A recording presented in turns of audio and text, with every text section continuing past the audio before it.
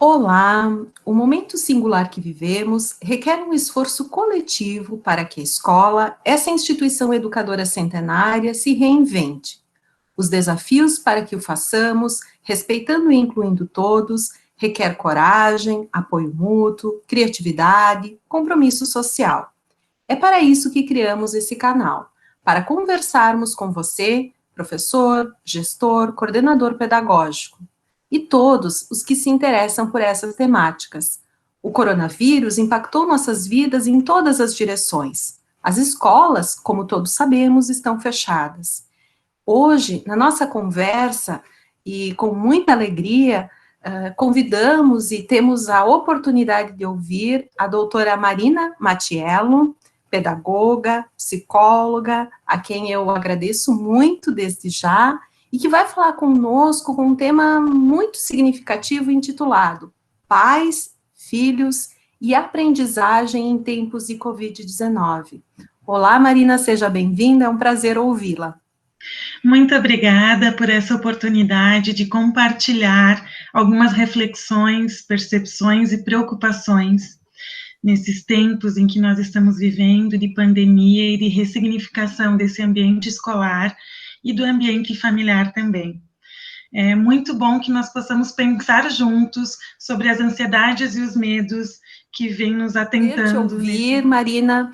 Marina tem larga experiência com várias funções dentro de escolas, já esteve na Secretaria de Educação, então eu certamente teu conhecimento pode acrescentar e nos fazer pensar, e essa experiência também de consultório, né, na psicologia pode ajudar agora a acalmar, quem sabe, os corações de pais, né, que estão aflitos com a aprendizagem das crianças com as escolas fechadas. Aulas remotas, né, estudo remoto, domiciliar. O que tu pensas e pode nos contar nesse momento, Marina?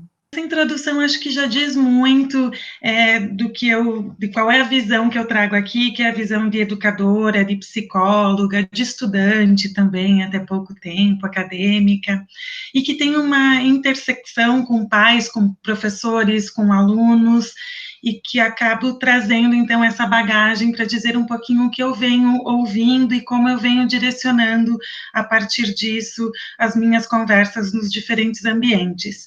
Nós temos que lembrar que a ansiedade dos pais em relação à aprendizagem dos filhos, ela é constante. Ela existe, inclusive, enquanto as escolas estão tendo aulas normais e anos letivos normais, né? Não é uma novidade que pais com filhos no processo de alfabetização estejam preocupados com a aquisição de leitura, com a aquisição da escrita, com o letramento, com todo o processo de alfabetização. Ou que os pais do ensino médio, de filhos de ensino médio, estejam preocupados com processos seletivos, como Enem, vestibulares para universidades. E isso mostra, esses pais que estão preocupados, isso mostra que a gente tem esse acompanhamento desses pais em relação ao processo de ensino-aprendizagem dos estudantes, que ele pode ser através de cobrança, de estímulo ou de ambos. Há também pais que não acompanham o processo de ensino-aprendizagem por falta de tempo, por falta de condições, por falta de entendimento da importância do espaço da escola na vida desses filhos, né? Então, nós temos famílias diferentes reagindo de maneira diferente a esse momento. Alguns estão sentindo falta da alimentação, outros estão sentindo falta da socialização, outros estão sentindo falta que os filhos possam despejar toda a energia possível e impossível na escola para que cheguem em casa um pouco mais calmos, porque a energia também acumula. Outros estão preocupados com o conteúdo formal. Os que estão preocupados com o conteúdo formal são os pais que mais procuram ajuda, de pessoas que têm, então, essa ligação com a educação ou com a psicologia. E eu costumo dizer que essas crianças, elas estão aprendendo competências muito diferentes do que os currículos escolares talvez estivessem ensinando, ou pelo menos competências similares, mas não trabalhando conteúdos formais. As competências, as habilidades, elas estão sendo trabalhadas de outra maneira. E a aprendizagem, ela continua existindo para todo ser humano, na verdade. A gente não deixa de aprender nunca. Ninguém deixa de aprender, mesmo que fique em casa o dia todo, porque dentro de casa nós vamos ter rotinas, nós vamos ter interações, convivência, e vamos ter que aprender a lidar com o tempo e com o espaço também, e isso trará aprendizagem. Então, é importante os pais, primeiro, poderem se tranquilizar um pouco, se possível. Eu sei que é difícil, e de forma empática me coloco no lugar, e também posso imaginar a dor, o medo e a ansiedade que esses pais estão sentindo, mas de saber que os filhos deles têm alta capacidade de aprendizagem. E que não é por falta de conteúdo formal que os filhos deles deixarão de aprender. Inclusive, conteúdos formais, eles são muito mais rápidos de serem aprendidos, curriculares, né? A matemática, o português, história, geografia, a alfabetização, quando a gente fala de crianças pequenas, é muito mais fácil de ser ensinado se outras habilidades estiverem desenvolvidas, se competências já estiverem desenvolvidas. Então, muitas vezes lá na escola a gente tenta ensinar para um estudante algo que ele não tem capacidade de aprender porque falta outras coisas, que muitas vezes é uma falta que existe inclusive na família, de estímulos que existem, que não existem na família, de diálogos que poderiam ser diferentes no ambiente familiar. Então, nesse momento em que os pais estão podendo conhecer melhor os seus filhos, aqueles que têm aulas virtuais, os pais acabam observando como eles se dedicam ou não a essas aulas, o quanto essas aulas são prazerosas ou não.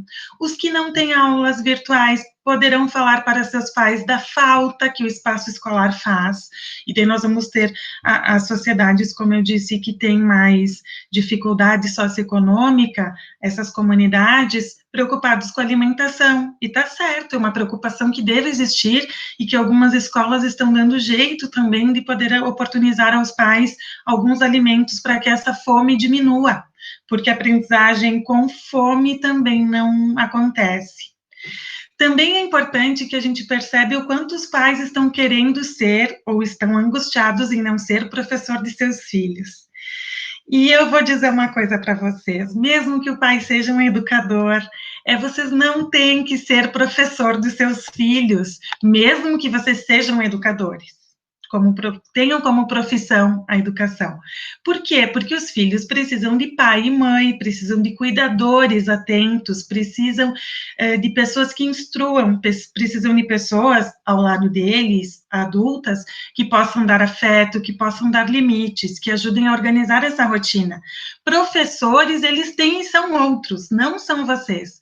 Quando se mistura a figura do professor com a figura do pai e da mãe, a angústia vai ser maior tanto dos pais quanto dos filhos. E também nós teremos muito sofrimento, porque talvez essas crianças não aprendam como os pais esperariam. Vamos falar, por exemplo, da alfabetização. Bom, a gente tem hipóteses de escrita. Essas hipóteses de escrita que a criança faz vão ter erros ortográficos porque faz parte. Um educador alfabetizador vai achar lindo casa escrito com só vogais, depois só com consoantes, com letras faltando, tudo certo, vai achar lindo e vai entender que faz parte do processo.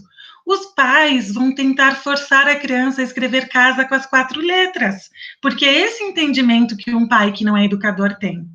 Ou mesmo um pai sendo educador, talvez ele queira que seu filho já esteja no estágio mais avançado de alfabetização. E por isso tente mostrar que seu filho sabe através de uma ajudinha. E essas atividades à distância talvez possam ir para a escola, se é que elas existem, com um registro que não é da criança. E que não diz o que a criança está aprendendo. Então, pais, vocês não precisam ser professores.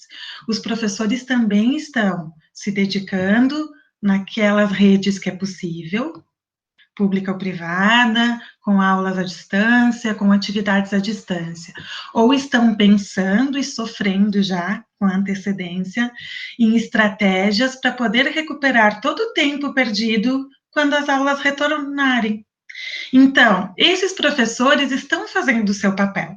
E vão poder fazer quando as aulas retornarem, possivelmente as avaliações diagnósticas que sempre foram muito utilizadas por todos, que é poder saber em que ritmo cada criança está, que aprendizagem cada sujeito tem, desde a infância até a adolescência. Eu falo criança porque os pais das crianças parecem estar um pouco mais apreensivos até do que dos adolescentes, né? Mas então, os professores já fazem essa avaliação diagnóstica. eles vão usar essa avaliação diagnóstica talvez com mais força e seriedade, vendo realmente que fará diferença para que eles possam programar suas próximas aulas. Bom, e se de repente meu filho não aprender tudo que deveria aprender para o nível, para a série? Não tem problema, eu vou contar um segredo para vocês, eles não aprendem tudo mesmo. Conteúdos formais, eles desenvolvem muitas habilidades e aprendem muitas coisas, mas uma criança não tem como aprender tudo que é trabalhado em 4 horas e meia de aula todos os dias. Então, ficam as aprendizagens mais significativas. E também os professores vão poder selecionar o que é significativo para que eles possam dar andamento às demais séries e aos diferentes níveis, às diferentes etapas de escolaridade. Então, nós vamos ter aí uma diferença entre escolarização e a educação. Bom, a educação é papel de vocês. E sim, de vocês pais. E sim, vocês podem estimular, vocês podem proporcionar momentos de leituras diferentes, vocês podem proporcionar raciocínio lógico, desde ajudando na organização da casa, até com desafios que vocês criem, que as próprias crianças criem, eles adoram brincar de ser professores em certas idades. Então, brincar de ser professor, ele pode fazer atividade e depois responder atividade com vocês.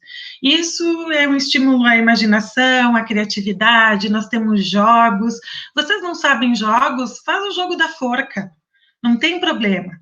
Faz o jogo da velha, esses jogos que são comuns na minha geração, para quem está com os filhos aí em idade escolar. Então, é importante que vocês usem a estratégia que vocês conhecem, não se preocupem em buscar outras estratégias. A leitura vai ajudar muito, e a rotina também.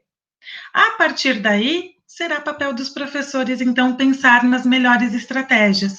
O ano não está perdido. Nossas crianças estão aprendendo o que é essencial para esse momento.